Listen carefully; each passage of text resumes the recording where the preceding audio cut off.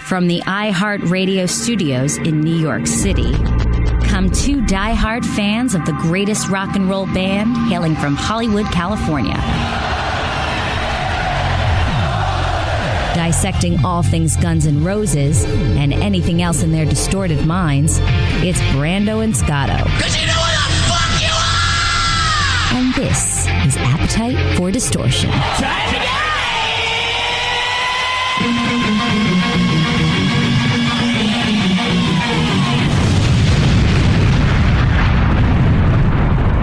So I don't need to really do anything spiffy. I usually say, and welcome to the podcast. You know, like welcome to the jungle. It's hilarious because it's a Guns N' Roses podcast. You know, Appetite for Distortion, Destruction, same thing. Yeah, I know you get it. Why am I explaining myself? It is Brando somewhat solo today, but not really because my guests are going to be my guest / co-host today. Yes. And this is awesome, actually. Thank you for having us. So that's Paolo. Yes, Paolo. Now I see you in person because we follow each other on Twitter, so we're BFFs, right? Yeah, that's modern day best friends. I actually still think I have your cell phone from like way back. Yeah. I don't use it for anything. Paolo hasn't changed his number in years. Yeah. All right. Definitely the same one. All right. Good to know. And the other voice, Corey. Yes.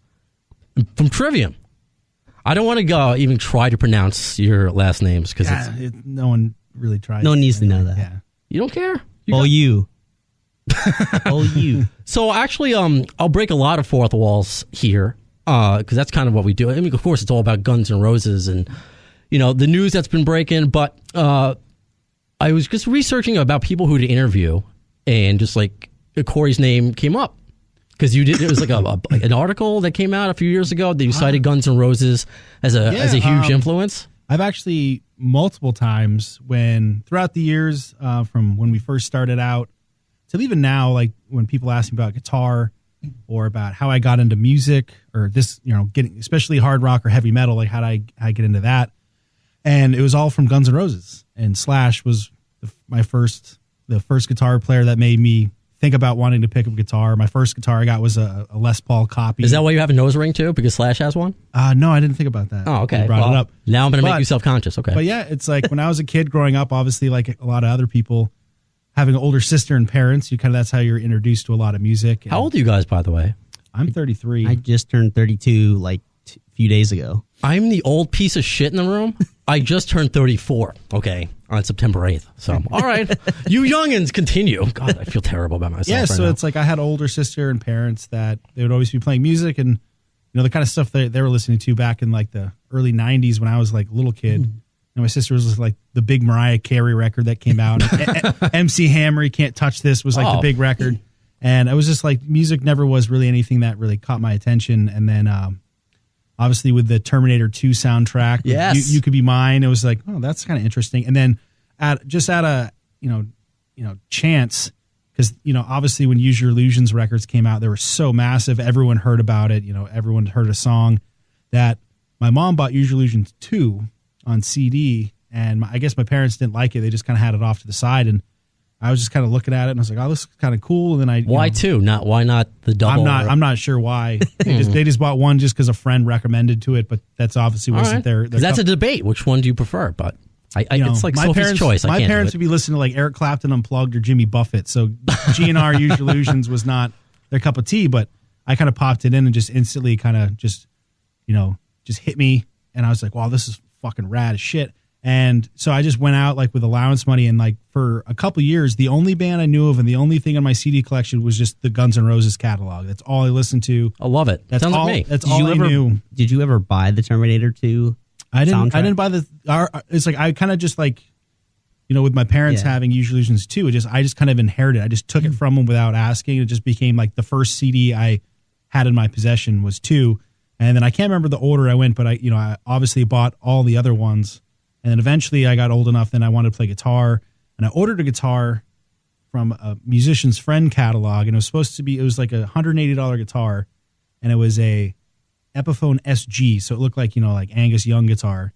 But they messed up the order and they sent me an Epiphone Les Paul Standard. So I was fucking stoked as shit because I was like, dude, it's like Slash's guitar. So it was even like bought a top hat too. Yeah, I never bought a top hat. But, come on. I mean, DJ Ashby had a top hat and he was in the band. You got to have a top hat. But yeah, it's like, pretty much everything from getting me into music, the whole, like for guitar and just hard rock, heavy metal in general, everything, it just, Guns N' Roses was a seed, and then it just grew from there. So they're my starting point. But that's interesting. You started at Use Your Illusion too. You didn't hear. I mean, I'm assuming you heard Welcome and Sweet Child on the radio, but that wasn't your first record. No, I don't think I'd ever heard any Guns N' Roses songs because Appetite came out. I was like, 4 or something. Yeah, so I mean, me too. But I didn't really listen to the radio, and because back then it was like. Whenever they'd drive around, my sister or my parents would have like cassette tape, mixed tapes or something. So okay. And where I grew up, there wasn't really like a whole lot of like rock radio or anything. Where did you grow up? In the middle of nowhere in Maine. Oh, okay. So it wasn't until I was probably like about 15 or 16 that there was like an actual like rock station and up that reached up where I was, where you could actually hear like Metallica and. When they had like remember the mandatory Metallica, like Lou mandatory Brutus, Metallica, a radio cliche staple. I love it. So many stations do that. Yeah, so that's like, and then eventually that's like how, with friends recommending stuff. When I first heard radio, I'd call and request like, trying to hear like whatever Metallica or Megadeth song or whatever, just because you didn't really have the internet.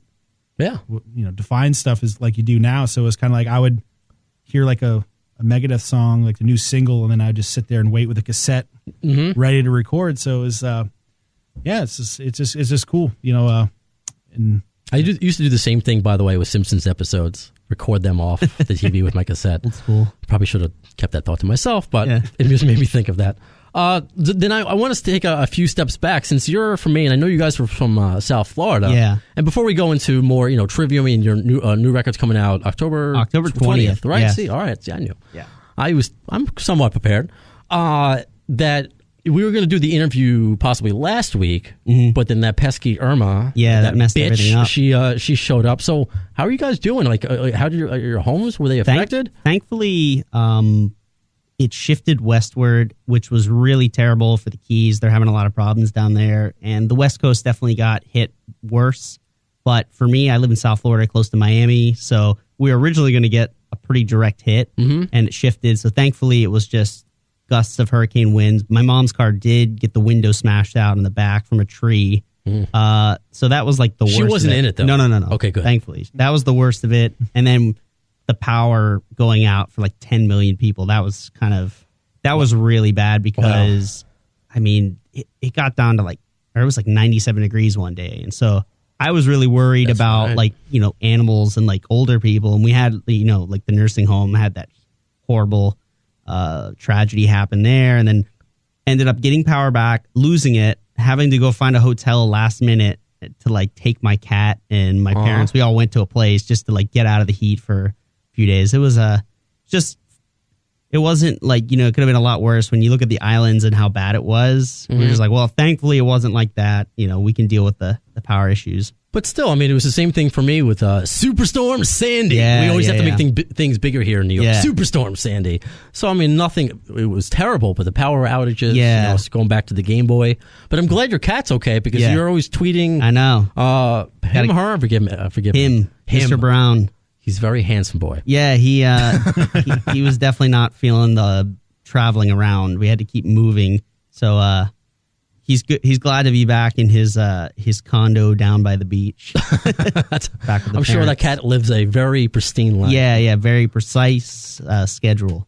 I love it. So then how did you all meet? Because, you're coming from Maine. I'm talking. It's radio. I'm pointing to Corey. So then, how did you all in Trivia meet? Because it was the original is because Matt's not here. Yeah, it's pretty much like the original band was like a 3-piece. It was Matt, Travis, our original drummer, Brent, who was the original bass player, like the original like classic Trivium, like Ember to Inferno lineup. Right. And I had played a couple shows with those guys, like randomly, one in Daytona when I was in my old band, and one show in Tampa, that Sun and Steel Fest. I think you were in the band at that point, Corey. That fest was terrible. Yeah, it was terrible. Okay. But any reason why? I'm just curious. It was poorly run. It was bad. Was it run by Ja Rule? No, okay. But it luckily, topical, sorry. Yeah, nothing like that bad. But I mean, okay, it was just not well done. But we kind of just kept in touch, and I like had graduated high school, and I think it was like literally the perfect timing. They had lost Brent as a bass player. He didn't want to tour. Fill-in didn't work out, and I was like, hey, I'm definitely down to go out and tour. I'm kind of done with my band I've been doing for 6 years. And instead of going to college right away, I put that off and maybe come out and do some touring. And it was like just totally the perfect. You were like when we first met you, like you were recording like a demo with Sukov. I did. I was doing a demo with Sukov, and I was like pretty much by myself, and like, but it was just like perfect timing. And I think the same thing with Corey. He came down. Yeah, I moved down to Central Florida to go to Full Sail. I don't know if anyone. What is Full Sail? That big it's like recording. You do recording and video and animation. It's like now it's huge. It's like you say massive. Full Sail to a Jew, and I'm just thinking other things. Sorry. Yeah, you think, like, I don't know. But yeah, it's those coupons. Sorry. It's pretty much just like kind of like a entertainment tech school. Like getting film, audio recording, video game development and stuff. But nice. I went down there because I always wanted to play in a band, but up where I live, there wasn't really any opportunity to find people or to really play anywhere because there's nowhere to play. So I was like, I got to find something else to do. But I was like, I want to do something in music. So I went to school for recording. And it just happened that, a week after I got down there was a band I knew from up north who was playing a club like around the corner. And I was like, let's go to the show. And there was just them with like a bunch of Orlando local bands, and Trivium ended up being one of the bands. And I was at the bar just kind of like, wow, this band's really fucking cool. And the person standing next to me was Matt's dad. So he started talking to me and just kind of exchanging, just kind of talked about the band and whatever. And then they actually did like this thing Full Sail used to do like for their people who wanted to get into the live side of music with like learning how to like do lighting rigs and PA systems. And they have a whole thing where bands could come in and play, and then the students can kind of like simulate like what it's like to like work in like a live. That's kind of cool. Live entertainment That's really environment. Cool. But since I went to school there, I just kind of like I popped over and just kind of watched and hung out. And Matt and I would see each other at shows over the course of a year. And then right before I was supposed to graduate, their website said they're, being a 3-piece, they're looking for a second guitar player.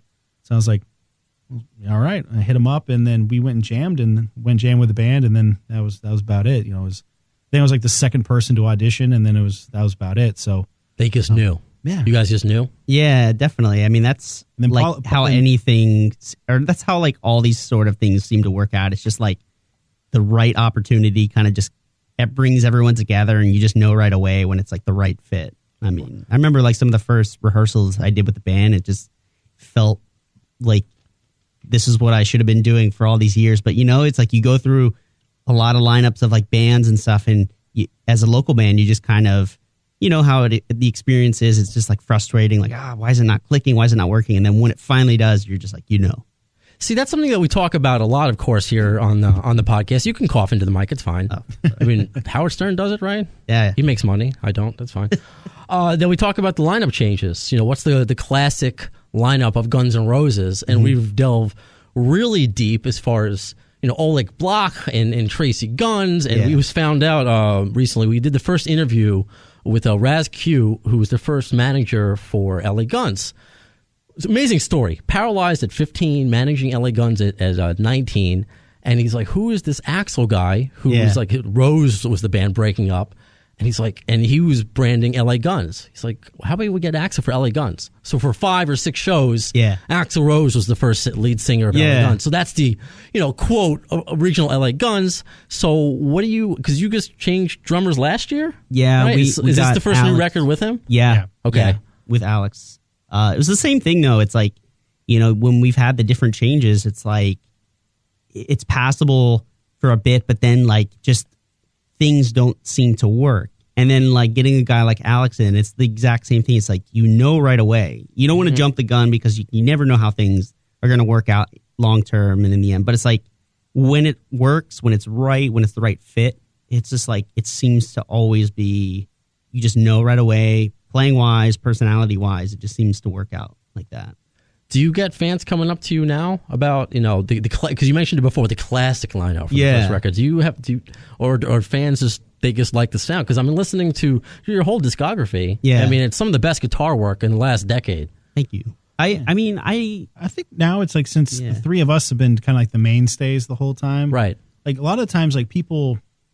Because you look at Metallica, I mean, it's the same thing. They mentioned certain records, like, obviously, like when people at a certain age, like maybe like their first record they heard when they were like 14 was Ascendancy, and that always holds a special place in their heart. Right. But then there's other people who are like, my first record I ever heard from you was In Waves or Shogun. So each people have like a different like reasoning or different point in their life why it makes certain records like their favorite. But it's like, I think now it's like, since we've been kind of like on all the records and, we've had different drummers on different stuff. It's like, I think now it's like a lot of people, they don't really like necessarily like go to that. Like, oh, this record, I like it. And then the reason, this is my favorite record. So he's obviously my favorite drummer. Right. And it's like, I think now it's just kind of like, it's not quite as like divided on just like being like, so like, just because I love these records, he's the best drummer you've ever had, and then these guys don't matter or whatever. So I think now it's just like people just kind of look at the catalog as just Trivium and not necessarily breaking it up into who was the other guy. If you play the songs people want to hear, like from those records, and they sound right and they sound the way they want to hear them, I think people are totally cool with it. I mean, I feel like that's with the Guns N' Roses tour right now. It's like, of course, it's not exactly the classic lineup, but it's like a great band, the core guys, and they're playing the songs that everyone wants to hear. And I think that's kind of, that wins at the end of the day, especially with touring. So what did you think when it was, as Dee Snider said, Roses and Roses, when it was Axl and Company with Buckethead or Bumblefoot? I actually have a pretty good story for this. Back probably like 2011, I had never seen Guns N' Roses. A little closer to the mic. I'd never seen Guns N' Roses. Don't worry, it's not a wiener. It's just a microphone. I've never seen Guns N' Roses in concert.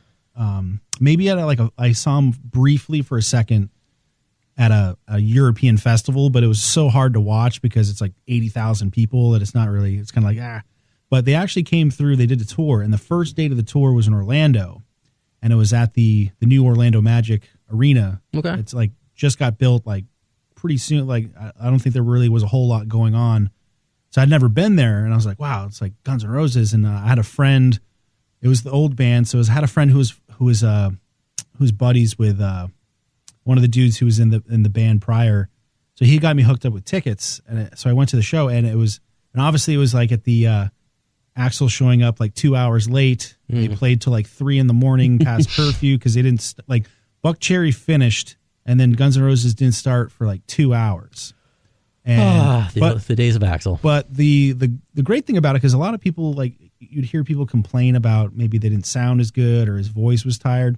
I lucked out because like my first like full concert experience, it was the first show of the tour. So he was like, he had no wear and tear, no fatigue from any other shows. So he came out and I was just like, whoa, he sounds on fire. Like it was amazing. And what year was this? Probably like 2011. Okay. So it was a Chinese Democracy tour, and it was back with like, I think DJ Ashba was playing. And Bumblefoot, right? Bumblefoot. Tommy Stinson was still in it? Yep, believe so. And then I think, Frank. Richard. Oh, Richard Fortas. Yeah, he's still in the band. Yeah, he's still playing. He was with him, and then obviously the same drummer, and then Dizzy. It was kind of, So, I thought they, for being like a diehard and that being like my first favorite band, even though like Slash, who was like the man on guitar, but I thought like the band, like they sounded great. They did justice to all the material, and Axl, luckily for me, he sounded on like the whole show. So I walked away, even though it was like late as shit, like 3 o'clock in the morning. I was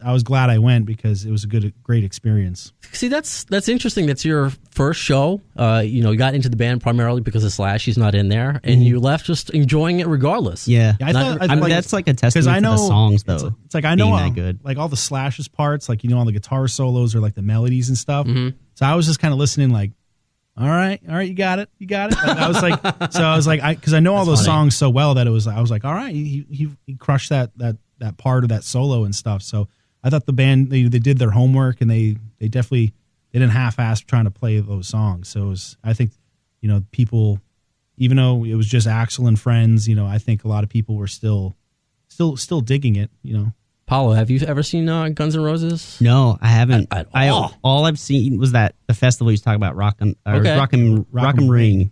I saw a couple songs. I mean, it sounded really killer. It was just like super late.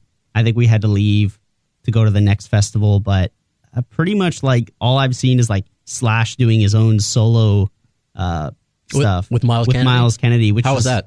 Incredible. I mean, they also played some Guns N' Roses song, and it was Slash is such an iconic guitar player, and his sound, the look, and everything. It's just like one of those guys. Like not many people have that where, right away, like he doesn't even have to play a note. Like you just know. It's like I haven't seen the the Not in This Lifetime tour yet, but I went last summer at MetLife, and I'm going at MSG next month. Yeah. But I've watched a lot of like YouTube videos, and there's some pretty like high quality videos, like, just the way they sound. And to me, I'm just like, I think Slash is playing better than he's ever played. Yeah. Like hearing those songs, like he is just like slaying those songs like just without a problem. And it's I definitely want to see it. They came through Orlando. I think that first summer they did the first big U.S. tour. They played in Orlando, and I can't remember why, but I wasn't able to. Yeah, I think we were on tour. Same thing. Like they played Miami. I missed it by like a week. Like I wanted to go. It's just. I want to know why they haven't called Trivium to be an opening act. I don't know. Because I would definitely do like. Because have you noticed what they've been doing with opening acts? It's always a different band, usually a hometown band where they're from. Well, I mean, if they let us play at least one show so we could see them, I'm down. Even if no one likes us. I doubt that. I think they got some weird people. They got I think in Texas, Skrillex. Yeah. I've seen. Even your PR person's looking at me like, "What the?" Yeah, Skrillex opened them for the. What's it? Chris Stapleton, the country. They had some really baby metal. Eclectic. Yeah, I think the Orlando show. I think they had Alice in Chains. Yeah, that makes sense. That's a great. They had Alice in Chains. Opener. It was either Alice in Chains or the Cult, because I think they had like split those two off. It's crazy. Like you have to be like that big of a band to get an opener that big. I saw Lenny Kravitz last year as the opener. I'm like, I would have seen him in concert. That's pretty cool. They took out the Cult though. Wasn't that like their first tour in the States? Well, Matt Sorum, they took Matt Sorum from the Cult. Yeah. Back. That was their first like arena tour. I think I was listening to like a Duff interview not long ago. I think he was saying that. Oh, yeah, I think he was on with Jericho. Yeah, I was listening. Jericho's bigger than me. That's why we don't get Duff. I mean, Trivium is just as good, but we don't get Duff. Not just. Yeah, did you read his book? Duff's? No, I watched the documentary. That was really good. I liked his book a lot. Slash's book. I've read Slash's book. Me too. We had Anthony Boza on as well, the co-author. Or I should say, Slash is just telling him, here's what I remember. Make sense of it all. I just got... fill in the blanks. He played in Holland, and this dude who... used to work at Roadrunner years back. He, works at this book publishing company, and they actually just came out with like the official like autobiography of Guns N' Roses. And he gave me a official. Book of it. I think so. Yeah. Well, when it's Guns N' Roses, I don't know. We'll see. Like they're the same ones that did like the Bad Brains book. Okay. And a couple other newer like biography books and stuff. And he gave it to me, and he was like, I guess it's been getting like rave reviews, and I have it at home, but I haven't. What's it called again? I can't remember, but it's sitting at my house. But it's like that'd probably be that'd be a good name for a rock like book though. Like I can't remember, just being like you're so blacked out. Well, it's like they made that like the book about the Bad Brains, and then they made like the like it was on Netflix or Amazon like a documentary of it. It's like the same company, same people who did that did a book about Guns N' Roses. So I guess it's supposed to be like legit. But I haven't started it. But all right, because that's definitely a topic of discussion a lot. What's real? What's not real? Yeah. You guys probably deal with rumors all the time. Yeah. What's the crazy? Because I know time is limited for you guys here, and I thank you for coming down. Yeah. So what's the craziest rumor though about you guys? Wow. Remember back during Ascendancy, like someone in the UK actually put out like the unauthorized biography. Maximum. It was the Maximum Trivium. It was like an autobiography book. Like they interviewed everyone like who wasn't involved with like the band. Like it was like people who were like way back in the day. We literally only had one album out. Yeah, it's like what we're is like their, we're like 19. We're like what's their like the purpose of a biography about? Well, because I remember they used to do those. They did that for like My Chemical Romance and a bunch of different bands. And like at that moment, we had just blown up so quickly in the UK that they're like, well, this band doesn't really have much of a history, but I guess we can just put their name on something and maybe sell. Unreal. To use your name to make money. Yeah. I mean, I was like, it's kind of one of those things where like it's flattering that someone would think like you're worth. But the funny thing is they didn't interview anyone that had really any information that was worth it. That's usually what happens in these Guns N' Roses books. Yeah. So our buddy, I love when like the band guys will either do it themselves or like actually commission like someone to do like an official thing, like the with Metallica, like the official Master Puppets book that they put out last year and stuff like that, just so you know that it's like it's sanctioned by the band and like this information is more legit, you know, and you can have access to like those guys actually talking about it. But I love the Duff book because what's always interesting to me about rock books, it's not like when it's like really riding high, it's like what happens kind of after things kind of just implode, and like how those guys kind of like navigate that period of time, because it's like that's the part that like most people don't know about. I think this is the book. It's called Last of the Giants. Last of the Giants. The true story of Guns N' Roses. I'm sure our buddy John Miller, who's working on a documentary about a young Axl Rose, or our friend Art Tavana from LA Weekly, or he used to be in LA Weekly. He's writing a GNR book. Really? Yeah, the cover looks vaguely familiar from just glancing at it when I got it. This will be the next episode of the AFD Show. We'll see. I don't want to end on this because it's just something I was just thinking of, because you're mentioning authorized things, and you guys are young, and you're mentioning how you blew up in the UK. Yeah. I'm like organizing my thoughts because I know where I want to go with this. Here in America, we've been dealing with just like rock hurting in general. Yeah. But we've had some of our icons pass away in sometimes natural causes, sometimes really not natural causes. So is there a message you're trying to get that out there to your fans? Because you have a lot of young fans, just like Linkin Park. Yeah. So I just want to get your thoughts on that. I mean, that was shocking. I mean, both Linkin Park, Winchester, and Chris Cornell. Yeah. I mean, both guys like really, still in the prime of their talents and abilities. And I mean, it's just one of those things where it's shocking, but I think all you can say to people is that no matter how much money, how much fame, who you are, like those sort of issues can follow you and affect you. And, if you're feeling that way, definitely speak to your friends, speak to your family, speak up. And if you're a friend and you notice someone's having trouble, be there for them and reach out to them. And I mean, for us as a band, like when people reach out to us about like some of their own struggles, like that always reminds me how much of a responsibility we have as a band to take it serious, and that people use our music to help themselves through issues, and that, we need to always be on our best and always be looking out for people and our fans. And we've always tried to do that. And anytime, someone reaches out to us about something, try to give them the guidance the best we can, and help them with our music if possible. That's what we talk about here, the music, in addition to Guns N' Roses helping us. And I'm glad you answered that, Paolo, because you're an awesome follow on thank you. Again, on Twitter, because you're very insightful, in addition to the cats. And, and I like your anti-Trump stuff as well, who's fucking up the city this week. Yeah. So I'll let you go there. I'll let you guys go there. So it's Paolo. I can't pronounce your last name. What's your Twitter handle? It's Trivium Paolo, Paolo. Okay. And Corey's? Corey Trivium. You guys are... It's a... Brilliant. See, mine is Bell Biv Brando. Okay? I'm trying to be creative. I also have a chemical imbalance. So the name of the new record, though, that's coming out on October 20th. It's The Sin in the Sentence. You guys, like, awesome, like, titles for albums. Yeah. Always, like, such a very insightful lyrics. Like, it's missing in today's rock. So that's why we're hoping if we hear new Guns N' Roses music, it's going to go along that kind of same path, because there's a lack of Trivium in today's music. Yeah, I mean, I really hope they put out some stuff. I mean, the new Slash stuff was great, so I feel like those guys, I'm sure it's probably inspiring to play stadiums every night. So if you need some inspiration, that's probably a good way to get back into the groove of things. But in the meantime, like, people looking for some guitar-oriented music while you wait for new Guns N' Roses, definitely check us out. It's all. I don't even want to go through the list of kinds of metal you guys are considered.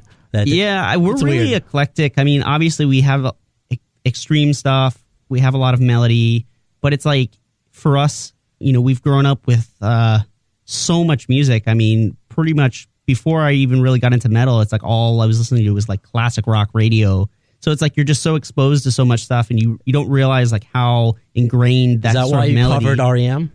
I mean, definitely. I mean, that's definitely a song that from probably the time I started turning the radio dial on, I mean, like, that's a song you've been hearing for years at that point. And we've jammed, like, not like we actually tried to, like, some different covers, but just from I guess our variety of knowledge for for music and stuff. We've jammed everything from, like early Judas Priest, like in the jam room, to like Slayer, to what else we like played, like Morbid Angel.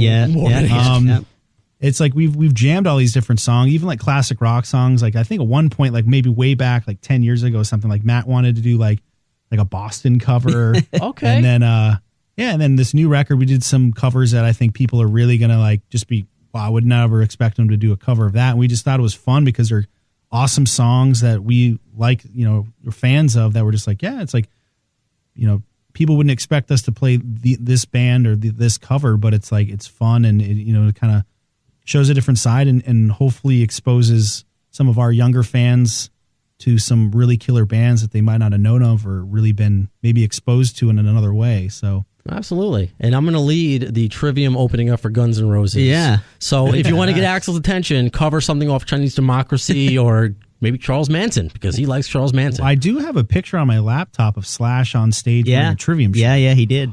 So that was pretty badass. Okay, all right. So he knows us. Actually, wasn't at Hellfest? Didn't that where we gave it to him? I think so. Scott Uchida, I think he's a friend of ours who's done a lot of work with Slash, like photography and stuff, and he's kind of like our gateway in between. But he's heard about us for years, and I guess hearing from other people, I heard Slash, likes our band, likes our music and stuff. What else do you need? Can't have a higher compliment than that. Yeah, exactly. I don't think he would wear a shirt on stage if he thought we sucked. The band sucks, but I like the shirt.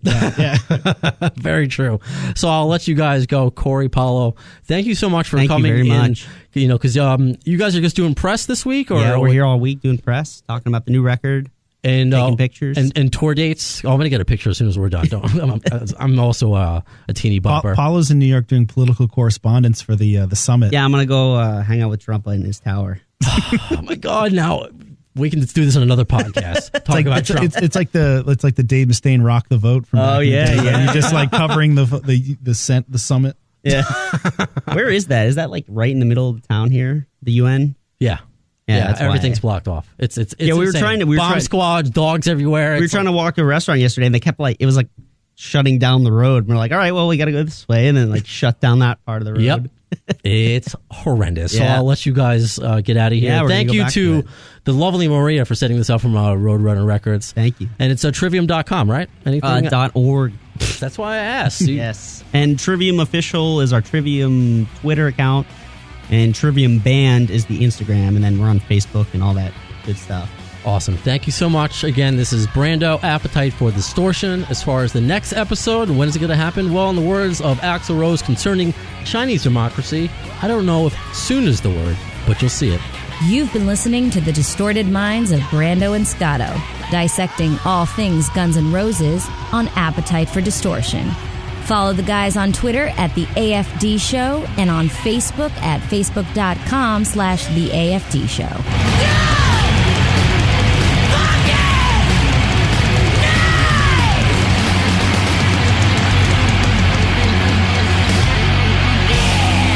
Thanks to the lame ass security, I'm going home.